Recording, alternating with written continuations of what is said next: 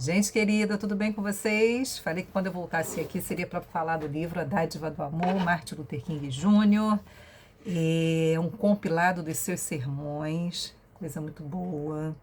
Essas dicas recentes, né? Muita gente chegou aqui nesse canal a partir de Corra com os Cavalos. E aí eu acho que é um título que estava, né, fora do mercado há muito tempo, então assim, tinha uma expectativa. O Eugene Peterson é um autor muito conhecido, então muita gente se interessou, muita gente chegou aqui a partir de Corra com os Cavalos. Depois o Profeta Pródigo, que eu caminhei também aqui com vocês, Timothy Keller, outro autor que você pode comprar, título Eugene Peterson, Timothy Keller, e agora essa terceira dica recente que eu tenho trazido, Martin Luther King, são livros que você pode comprar com tranquilidade. O capítulo 1 desse livro, ele vai falar em cima, né, do versículo de Mateus 10:16, portanto, sede sensato como as serpentes e inofensivos como pombas. Ele quer trazer um equilíbrio. Ele é aquele texto que Jesus vai enviar os discípulos: eu vos envio no meio de lobos, então, portanto, sede sensato como serpentes e inofensivo como pombas. É um equilíbrio que ele nos chama atenção, que ele nos convida a todos nós. É, eu não preciso escolher ser racional, ter discernimento, ter perspicácia, inteligência. Ele vai trazer a questão da ciência, né? Usar a ciência e os recursos que advêm do raciocínio, repito, da inteligência, do saber, do conhecimento. Eu não preciso escolher entre esse ponto e ter um coração sensível, né? Não perder empatia, não perder a sensibilidade, a compaixão. Ele vai nos convidar a que essas duas coisas caminhem juntas. Eu não posso ser, eu não preciso ser, eu não devo ser uma pessoa apenas objetiva, assertiva, enfim, tudo tratado ali com extrema apenas objetividade. A objetividade é muito bem-vinda. E perder essa capacidade de se colocar no lugar do outro, de ter empatia, de ter compaixão, é um equilíbrio, né? E aí ele vai dizer aqui, ó: é difícil imaginar uma pessoa tendo ao mesmo tempo as características da serpente e as da pomba, mas é o que Jesus espera. Devemos combinar a prudência da serpente com a suavidade da pomba, uma mente rigorosa e um coração sensível, as duas coisas. Poucas pessoas têm clareza mental para julgar criticamente, diferenciar o verdadeiro do falso, coisa importante no tempo que a gente vive de fake news, discernir, ter prudência, receber uma notícia, grupo de WhatsApp, essas coisas que circulam, verifique, não acredita de primeira, ter essa perspicácia. E ao mesmo tempo, ele vai dizer aqui, ó: a ciência investiga, a religião interpreta, a ciência dá ao homem conhecimento do que é o poder e a religião dá ao homem a sabedoria do que é o controle. Ele vai sempre trazendo esse equilíbrio. A ciência lida basicamente com fatos, a religião com valores. As duas não são rivais, são complementares. A ciência impede que a religião se afunde no vale do irracionalismo imobilizador e do obscurantismo paralisante. A religião impede a ciência de cair no pântano do materialismo obsoleto. Olha que equilíbrio, que coisa. A gente sabe, né, que houve um tempo na história onde os grandes cientistas eram cristãos. Depois isso se perdeu, né? A ciência foi para um caminho de negar a religião. E ele vai dizer aqui, e eu digo mais, os melhores cientistas, eram pessoas cristãs, né? Então, mostrando que essa exclusão não se faz necessária. Eu lembro logo, né, nessa questão desse equilíbrio, do Blaise Pascal. Também é um autor que você pode ler sem medo, e um baita cientista, né? Uma pessoa de mente rigorosa sempre analisa os fatos antes de chegar a conclusões. Em suma, ela pós-julga. Uma pessoa de mente permissiva chega a uma conclusão antes de analisar o fato. Olha os convites que ele vai fazendo a gente, né? Quando ele vai falar da falta de sensibilidade, ele vai dizer, ó: A pessoa de coração endurecido carece da capacidade de uma compaixão genuína. É indiferente às dores e aflições de seus irmãos. Todos os dias passa por homens infelizes, mas nunca os vê realmente. Doa dinheiro a uma instituição de caridade que cumpre seu papel, mas não dá nada do seu espírito. Esse é o polo oposto, né?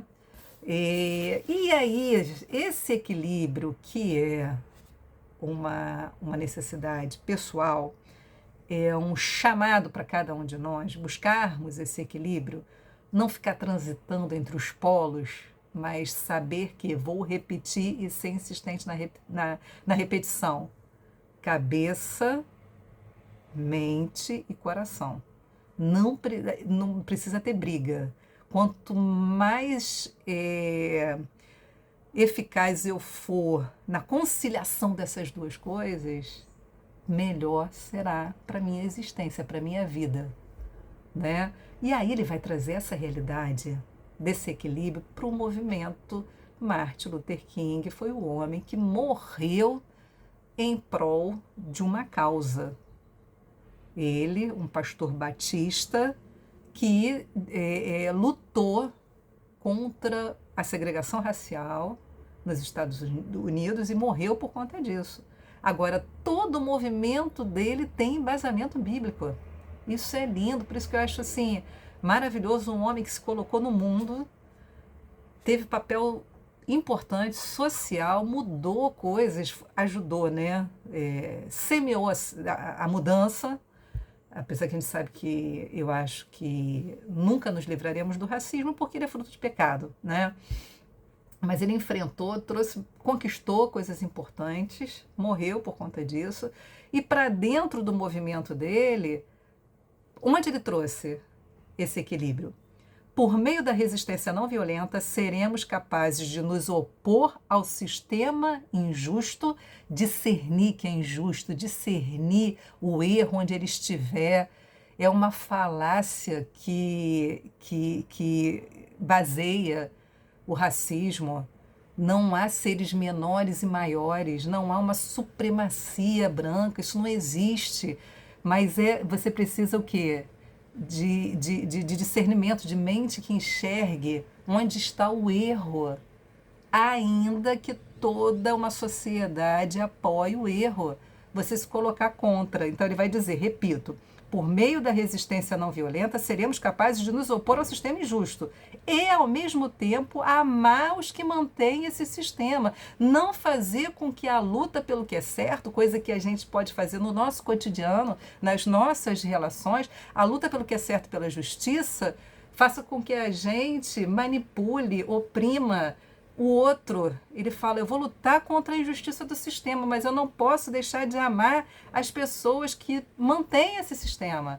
E isso foi vital para o movimento dele de não violência, de se opor, de se manifestar, de requerer direitos sem perder a alma, sem perder o coração, sem perder a coisa mais basilar do cristianismo, que é ame a Deus sobre todas as coisas e ao próximo como a si mesmo, né?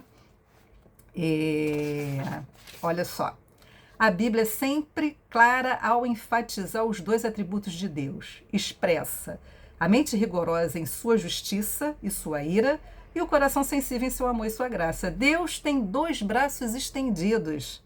Um é forte o bastante para nos cercar com a sua justiça e o outro generoso o suficiente para nos abraçar com a sua graça. Às vezes precisamos saber que o Senhor é um Deus de justiça. Quando os gigantes adormecidos da injustiça surgem na terra, precisamos saber que existe um Deus de poder capaz de ceifá-los como se fossem grama e deixá-los definhar como ervas daninhas. Quando nossos esforços mais incansáveis falham em impedir a onda crescente de opressão, precisamos saber que neste universo existe um Deus cuja força incomparável é um contraste adequado à fraqueza sórdida do homem. Esse é um lado.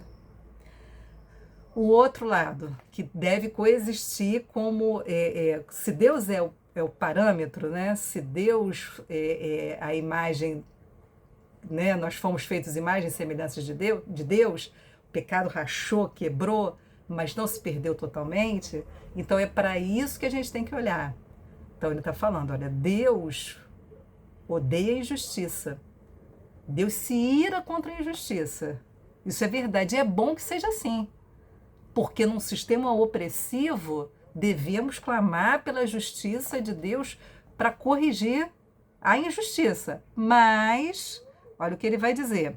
Também há momentos em que precisamos saber que Ele é um Deus de amor e misericórdia. Quando somos acossados pelos ventos frios da adversidade e assolados pelas tempestades furiosas da desilusão, quando nos perdemos em algum país longínquo e destrutivo por causa de nossa loucura e de nossos pecados, quando nos vemos frustrados devido a um estranho sentimento de orfandade, precisamos saber que existe alguém que nos ama, que cuida de nós, que nos entende e que nos dará uma nova chance.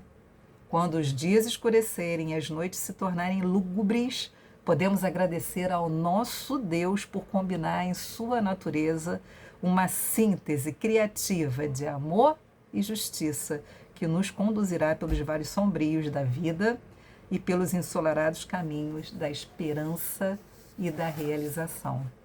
Eu admiro muito esse homem, a forma como ele